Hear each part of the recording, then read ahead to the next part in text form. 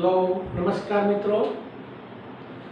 आज आप धोरण 12 रसायण विज्ञान में पहला आपणे जूम पर चैप्टर में पहलू चैप्टर बीजू चैप्टर ये भणायेलू, थोड़ुंक बीजू बाकी हतुं એટલે નીલમબેને પૂરું કરેલું। ત્યારબાદ ત્રીજું ચેપ્ટર એસિડ મોલાસાઇડ આપણે વિડિયો મોકલી રહ્યા છે। એ ત્રીજું ચેપ્ટર લગભગ પૂરું થવાનું આરે છે। ત્યારે આજે આપણે नव चैप्टर चौथु रासायनिक गतिकी ये आप शुरुआत करिए छे। प्रकरण नंबर 4 रासायनिक गतिकी ये आप शुरुआत करिए छे। मित्रों गतिकी गति शब्द आवे छे, गति एटले वेग, प्रक्रियानो वेग। रासायनिक प्रक्रिया थती होय तो एनो वेग शुं छे? रासायनिक गति એટલે रासायनिक प्रक्रियाना वेग अंगेनुं आ चैप्टर छे। હવે હું એની પૂર્વભૂમિકા જતા પહેલા થોડી કમ્પેર કરીએ તો ગઈ સાલ એક આપણે ઉષ્માગતિશાસ્ત્ર ભણી ગયેલા। ઉષ્માગતિશાસ્ત્ર આ આપણે ધોરણ 11 માં ભણેલા છે। આ ઉષ્માગતિશાસ્ત્ર અને એક રાસાયણિક ગતિકી આ બંનેમાં શું સામ્યતા છે, શું તફાવત છે હું સમજાવું। ઉષ્માગતિશાસ્ત્રમાં ગઈ સાલ ભણી ગયા તમે कि कोईपण प्रक्रिया रासायनिक प्रक्रिया होय ये आपमेळे थशे कि नहीं ये जाणी शकाय। उष्मागतिशास्त्रना अभ्यास द्वारा एवुं कहेवाय कोईपण प्रक्रिया आपमेळे एनी जाते थशे कि नहीं। एक तो पहलो प्रश्न जवाब आपे छे आपणे उष्मागतिशास्त्र अनेक कदाच थाय तो केटली निपज बने थशे कि नहीं। आ पहलो प्रश्न जवाब आपे छे अने बीजो जे प्रश्न केटली निपज मळशे। आ निपज मळशे आ बे प्रश्नोना जवाब आपने उष्मागतिशास्त्र आवे। गई साल भणी गेला कई रीते जवाब आपे तो आपणे गई साल उष्मागतिकीय विधिमां गिब्सनी मुक्त ऊर्जा भणी गेला અને સંતુલન અચળાંક કે તમે ડેલ્ટા જી શોધવાના જુદા જુદા સૂત્રો ભણી ગયેલા અને ડેલ્ટા જી ના જુદા જુદા મૂલ્યો પરથી ત્રણ શરતો પણ યાદ છે। જો ડેલ્ટા જી નું મૂલ્ય માઈનસ ઋણ મળે તો આપણે પ્રક્રિયા આપમેળે પ્રક્રિયા થશે। જ્યારે જે પ્રક્રિયા માટે ડેલ્ટા જી નું મૂલ્ય ઋણ મળે તો પ્રક્રિયા આપમેળે થાય। जो डेल्टा जी નું મૂલ્ય પ્લસ ધન મળે તો પ્રક્રિયા આપમેળે થતી નથી।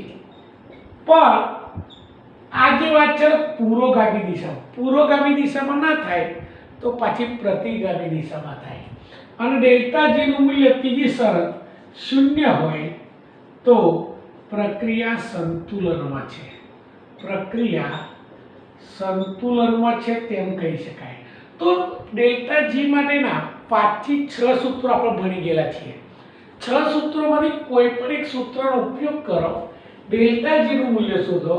જો डेल्टा जी ઋણ મળે તો પ્રક્રિયા થશે, પ્લસ મળે નહીં થાય, શૂન્ય મળે તો પ્રક્રિયા સંતુલનમાં છે તેવું આપણે કહી શકાય। આ ઉપરાંત डेल्टा जी ઉપરથી સંતુલન અચળાંક કે શોધતા હતા। के નું મૂલ્ય પરથી પણ પ્રક્રિયાની જાણકારી મળે। કે ગ્રેટર ધેન 1 હોય તો પ્રક્રિયા આપમેળે થાય, એની જાતે થાય। કે લેસ ધેન 1 હોય તો પ્રક્રિયા ના થઈ શકે, પુરોગામી દિશામાં ના થાય, પ્રતિગામી દિશામાં થાય। અને ત્રીજું કે નું મૂલ્ય 1 હોય તો આપણે આગળ ભણી ગયા સંતુલનમાં પ્રક્રિયા છે।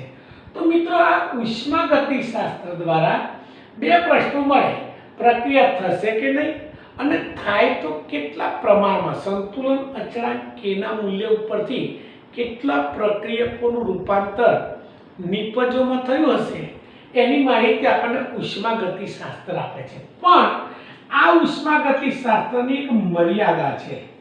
કઈ મર્યાદા? ઉષ્માગતિશાસ્ત્ર પ્રક્રિયા થશે કે નહીં સમજાવે, પણ પ્રક્રિયા કેટલા સમયમાં થશે એટલે કે પ્રક્રિયાનો વેગ કેટલો હશે એની માહિતી આપતો નથી। ઉદ્યોગોમાં છે બે વસ્તુ મહત્વની છે।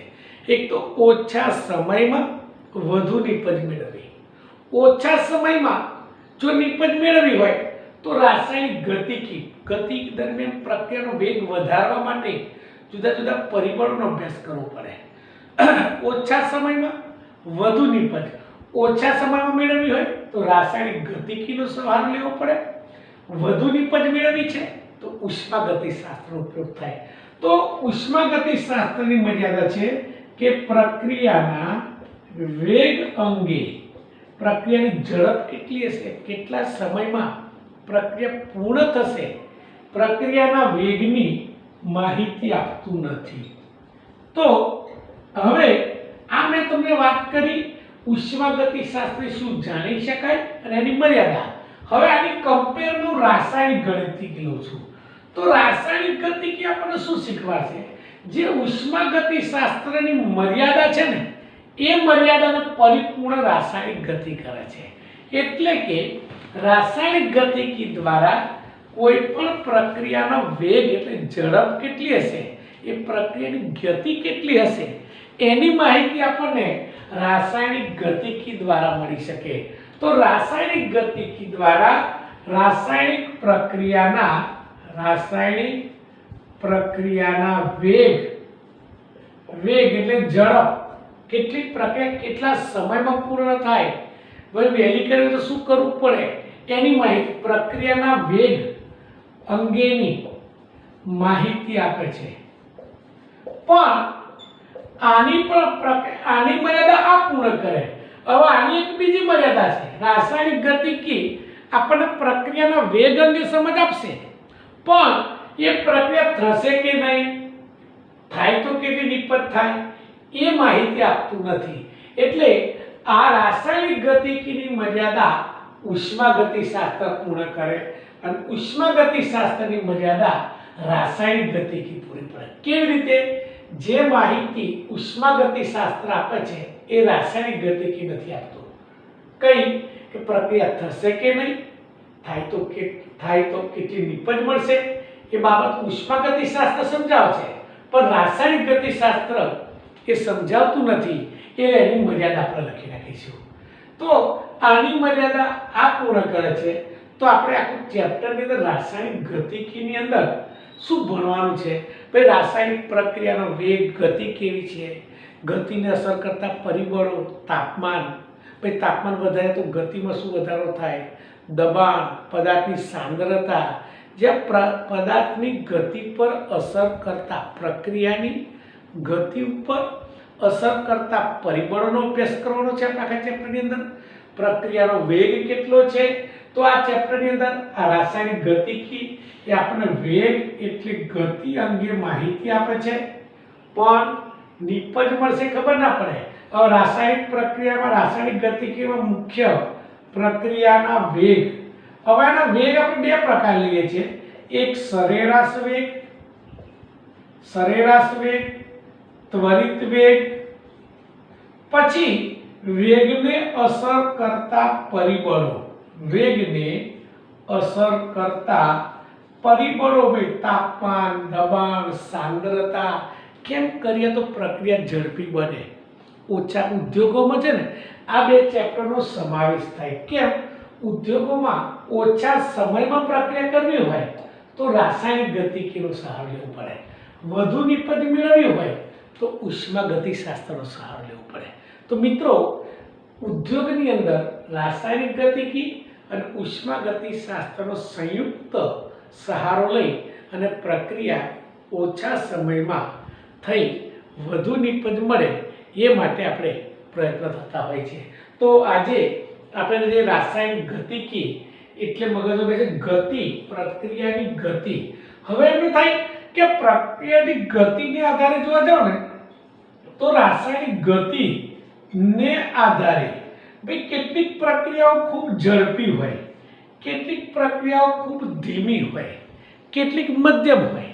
તો ગતિને આધારે રાસાયણિક પ્રક્રિયાના ત્રણ પ્રકાર પાડી શકાય.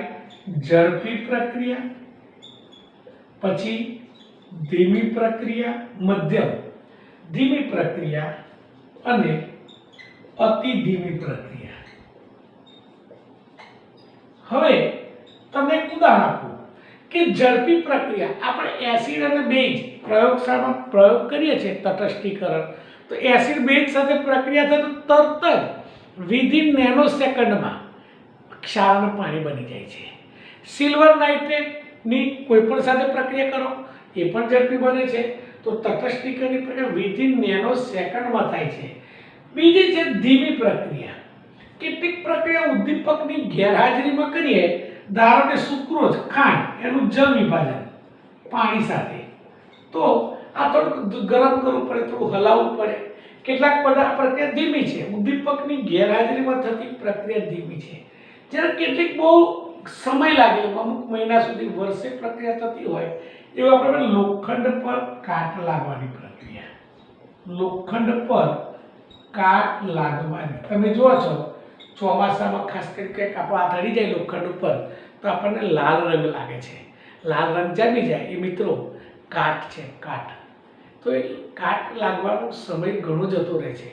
અમુક મહિના સુધી 5-6 મહિના 12 મહિના સુધી પ્રોસેસ થતી હોય છે.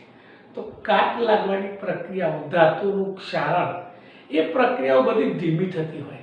તો મિત્રો રાસાયણિક ગતિકીમાં 3 પ્રકારની પ્રક્રિયાઓ થાય: ઝડપી પ્રક્રિયાઓ, અતિ ધીમી અને મધ્યમ પ્રકારની ધીમી. આપણે લગભગ ચેપ્ટર અંદર ધીમી પ્રક્રિયા, મધ્યમ પ્રકારની જે પ્રક્રિયાઓ છે એનો આપણે અભ્યાસ કરવાનો છે.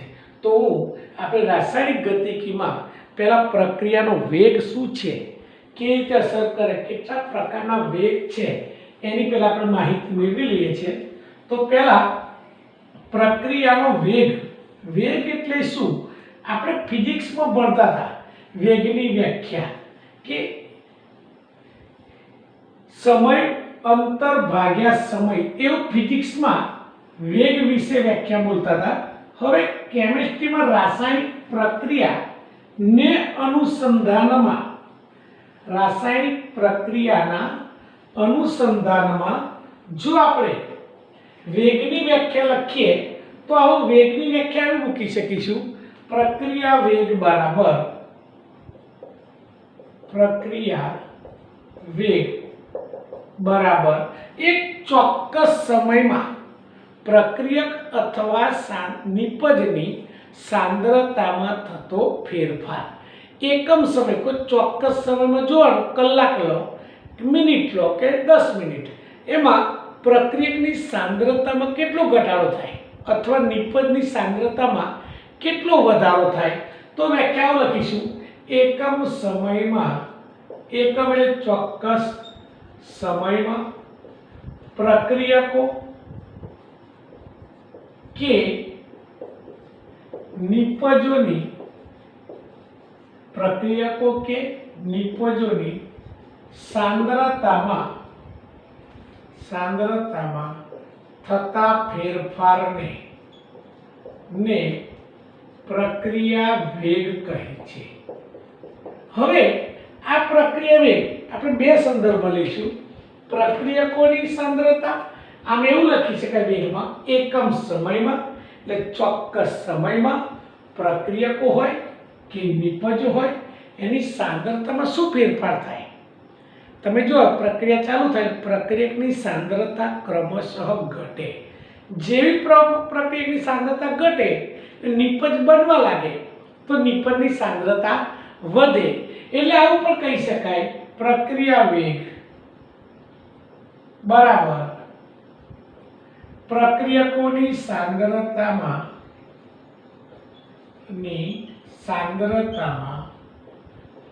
થતો ઘટાડો ભાગ્યા એના માટે જોઈતો સમય. હવે પ્રક્રિયકોની સાંદ્રતામાં ઘટાડો માપવાનો, અથવા નિપજ લેશો તો નિપજોની સાંદ્રતામાં થતો વધારો ભાગ્યા તે માટે જોઈતો સમય. એટલે કે વેગ એટલે પ્રક્રિયકો અથવા નિપજો. પ્રક્રિયકોની સાંદ્રતા લઈએ તો ઘટાડો લઈએ છે, નિપજોની સાંદ્રતા લઈએ તો વધારો લઈએ.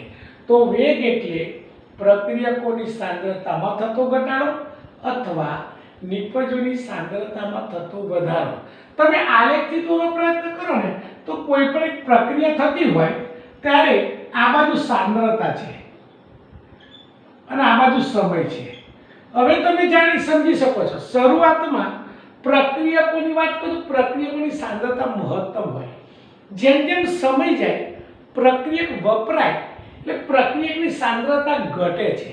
જેમ જેમ પ્રક્રિયકની સાંદ્રતા ઘટશે એવો નિપજ બનવા લાગે, એટલે નિપજ પાછી સાંદ્રતા વધે તો પ્રક્રિયકો લો તો આ પ્રક્રિયકો છે તેની સાંદ્રતા મહત્તમ છે, એનો આલેખ આવો આવશે। જો સાંદ્રતા ઘટે છે અને અમુક સમય પછી અચળ થઈ ગઈ, જો પછી અચળ થઈ ગઈ, આ પ્રક્રિયકોની સાંદ્રતાનો આલેખ છે। હવે નિપજ શરૂઆતમાં 0 સાંદ્રતા હતી, એટલે સાંદ્રતા નિપજોની 0 લો। જેમ જેમ સમય જશે પ્રક્રિયકની સાંદ્રતા ઘટશે એમ નિપજની સાંદ્રતા વધશે, આલેખ આ રીતે જશે। જો આ અચળ થઈ ગયો તો આ નિપજોની સાંદ્રતાનો તમે આલેખ જોઈ શકો છો કે સમયના વધારા સાથે પ્રક્રિયકોની સાંદ્રતા ઘટીને અચળ થાય છે, નિપજોની સાંદ્રતા વધીને અચળ થાય। એક સમયે આ સાંદ્રતા અચળ થાય એટલે કે પ્રક્રિયામાં ફેરફાર થતો નથી। તો પ્રક્રિયાનો એક વિષય મિત્રો સમજ પડી ગઈ। એકમ સમયમાં આપણે આખું ચેપ્ટરમાં રાસાયણિક પ્રક્રિયાનો વેગ વિશે વાત કરવાની છે। તો એકમ સમયમાં પ્રક્રિયકો કે નિપજોની સાંદ્રતામાં થતા ફેરફારને પ્રક્રિયા વેગ કહે છે। હવે આ વેગ છે એમાં બે રીતે દર્શાવી શકાય, એક સરેરાશ વેગ છે અને બીજો ત્વરિત વેગ। હવે આપણે બીજી બે વ્યાખ્યા સમજવા પ્રયત્ન કરીએ છીએ, સરેરાશ વેગ શું છે અને ત્વરિત વેગ શું છે। તો મિત્રો હવે પ્રશ્ન વેગ, આપણે બે પ્રકારના વેગનો અભ્યાસ કરવાનો છે, એક સરેરાશ વેગ છે અને એક ત્વરિત વેગ છે। આ વેગ શું કહે છે એ સમજવા પ્રયત્ન કરીશું। સરેરાશ વેગ લઈએ પહેલા, ચલો સરેરાશ વેગ એવરેજ સરેરાશ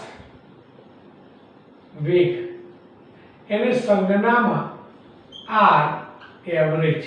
મિત્રો કેમ લેવો પડે પહેલા સમજાવો કે જ્યારે કે આપણે કોઈ સ્કૂટર લઈને જતા હોય તો આપણે વેગ કાઢવો હોય તો સ્કૂટરમાં 2 થી 3 પ્રકારની આપણને ગતિ જોવા મળે છે। કદાચ ખુલ્લો રોડ હોય તો આપણી સ્પીડ વધી જાય છે, પાછું કદાચ બજાર આવ્યું, ભીડવાળો વિસ્તાર આવ્યો તો પછી આપણી સ્પીડ ધીમી થઈ જાય, પાછું કોઈક જગ્યાએ કોઈક ગાડી અડચણ રૂપે ગાડી આપણે સ્કૂટર ઊભું કરી દઈએ છીએ તો વેગ 0 થઈ જાય છે। તો વેગ સતત એક સરખો હોતો નથી, ઘણીવાર વેગ વધારે હોય, કોઈ વાર ઓછો હોય, કોઈ વાર વેગ શૂન્ય થઈ જાય, ઊભી રહી જાય। તો વેગ આપણે સરેરાશને ધ્યાનમાં લઈએ છીએ, કારણ કે કોઈ પણની ઝડપ આપણે સરેરાશ લઈએ, સ્કૂટર હોય, ટ્રેનની ઝડપ તો 200 કિલોમીટર પ્રતિ કલાક, એટલે દરેક કોન્સ્ટન્ટ 200 કિલોમીટર ના જાય, પણ કોઈ વાર 250ની સ્પીડે જાય, કોઈ વાર 150 સ્પીડે જાય, સ્ટેશન આવે તો 0 સ્પીડ થઈ જાય, સ્ટાર્ટિંગમાં સ્પીડ વધતી જાય, એટલે આપણે કોઈ પણ ઝડપ સરેરાશ વેગ લેતા હોય છે। તો હું સરેરાશ વેગ માટે તમને એક ઉદાહરણ સમજાવું કઈ રીતે સરેરાશ વેગ શોધવો છે। તો પહેલું ધ્યાન રાખો, ધારો કે પ્રક્રિયક છે, આ પ્રક્રિયક R છે અને આમાંથી નિપજ P બને છે, પ્રોડક્ટ ના પ્રક્રિયક, આના 1 મોલ છે, આના 1 મોલ છે, બરોબર સમજો। એક પ્રક્રિયામાં પ્રક્રિયક R માંથી નિપજ P બને છે। હવે હું આ t બરાબર 0 સમય વાત ચાલે છે, t બરાબર 0 સમય પ્રક્રિયકની સાંદ્રતા R હતી, નિપજની P હતી। હવે જેમ જેમ સમય જાય પ્રક્રિયકો વપરાય, પ્રક્રિયા કરે, પ્રક્રિયકની સાંદ્રતા ઘટે એમ નિપજની સાંદ્રતા વધતી જાય। ધારો કે t1 સમય, t બરાબર t1 સમય લઉં છું, t1 સમય પ્રક્રિયકની સાંદ્રતા ઘટીને R1 થઈ છે। જ્યારે પ્રક્રિયકની સાંદ્રતા ઘટીને R1 થશે ત્યારે નિપજની સાંદ્રતા P1 થશે। મિત્રો બીજો સમય લઉં છું, t બરાબર t2 સમય પ્રક્રિયકની સાંદ્રતા R2 લઈએ તો નિપજની સાંદ્રતા P2 લઈએ। હવે આપણે સમયનો ફેરફાર શોધીએ છીએ, પ્રક્રિયકની સાંદ્રતાનો ફેરફાર, નિપજ, બે સમય લીધા છે તો હું પહેલો લખું સમયનો ફેરફાર જ્યારે ફેરફાર લખીએ છીએ ને તારે ડેલ્ટા શબ્દ આવે ડેલ્ટા ટી બરાબર T2 માઈનસ T1 કારણ કે આ 10 સેકન્ડ છે 20 છે તો 20 માંથી 10 બાદ કરો એટલે સૂત્ર થશે T2 માઈનસ T1 ચલો પ્રક્રિયકોની સાંદ્રતા નો ફેરફાર ભાઈ પ્રક્રિયકની સાંદ્રતામાં ફેરફાર થાય ડેલ્ટા R રિએક્ટન્ટ માટે R લઈશું R નો ફેરફાર આગળ ડેલ્ટા મૂકવા તો ફેરફાર મળે કયું સૂત્ર R2 માઈનસ R1 આ સૂત્ર લખીશું R2 માઈનસ R1 અને નિપજની સાંદ્રતાનો ફેરફાર નિપજની સાંદ્રતાનો ફેરફાર જેને ફેરફાર આવે પ્રોડક્ટ માટે ડેલ્ટા P બરાબર P2 માઈનસ P1 થશે મિત્રો હવે મારે આનો સરેરાશ વેગ શોધવો હોય R એવરેજ તો આપણે સૂત્ર મૂકીશું R એવરેજ બરાબર હવે પ્રક્રિયકથી પણ લેવાય નિપજોથી પણ લેવાય પ્રક્રિયકોની સાંદ્રતા લો તો પ્રક્રિયકોની સાંદ્રતા આપણે માઈનસ ઉપરના delta R upon delta T હવે પ્રક્રિયકોની સાંદ્રતા ભાગ્યા સમયનો ફેરફાર પ્રક્રિયકોની સાંદ્રતા એટલે R2 minus R1 upon T2 minus T1 પછી ચિહ્ન માઈનસ મૂકીશું મિત્રો માઈનસ ચિહ્ન પ્રક્રિયક વખત મુકાય કેમ પ્રક્રિયકની સાંદ્રતા ઘટે છે એટલે એને આગળ ચિહ્ન માઈનસ મૂકીએ છીએ અથવા નિપજથી લેવું હશે તમારે તો ડેલ્ટા P આપણે પ્લસ મૂકી દઈશું આ પ્રક્રિયકોથી તો delta P upon delta T તો આ રીતે સરેરાશ વેગ પ્રક્રિયકોની સાંદ્રતામાં થતો ઘટાડો ફેરફાર ભાગ્યા સમયનો ફેરફાર અથવા નિપજની સાંદ્રતાનો ફેરફાર અને આપણે લખીશું બરાબર ચલો R2 minus R1 upon T2 minus T1 નિપજમાં લખીશું plus P2 minus P1 upon T2 minus T1 તો મિત્રો આ તમારા R1 R2 P1 P2 ની કિંમત મૂકીએ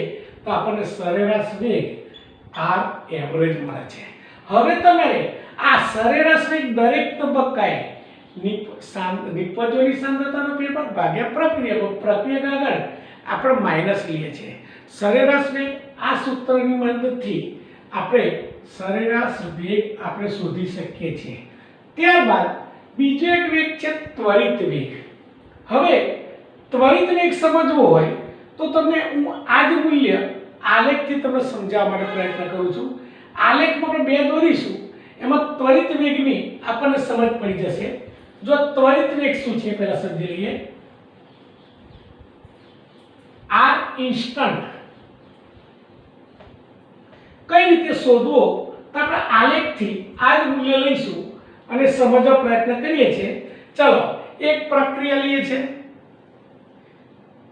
એમાં પ્રક્રિયક માટે દોરું છું આલેખ પ્રક્રિયક ચલો શરૂઆતની સાંદ્રતા R1 છે R પ્રક્રિયકની સાંદ્રતા સમયના વધારા સાથે ઘટતી જાય R1 R2 અહીંયા સમય T1 T2 તમારે સાંદ્રતા વિરુદ્ધ સમયનો આલેખ દોરવાનો છે પ્રક્રિયકની સાંદ્રતા વિરુદ્ધ સમય તો જો આલેખ દોરશો ને તમે તો આલેખ આપણે સમજી ગયા આવડે આવો આલેખ આવશે જો ઉપરથી નીચે તરફ આ પ્રક્રિયક માટે છે હવે એમાં મૂલ્યો જો તો R1 સમય જ્યારે T1 સમય હતો T1 તો T1 સમયે એની સાંદ્રતા આપણને R1 મળે છે જો T1 સમયે સાંદ્રતા R1 મળે છે ધારો કે હું T2 સમય લઉં તો T2 સમયે સાંદ્રતા R2 મળે છે આ T2 T1 હવે તમે એનો તફાવત લઈ શકો છો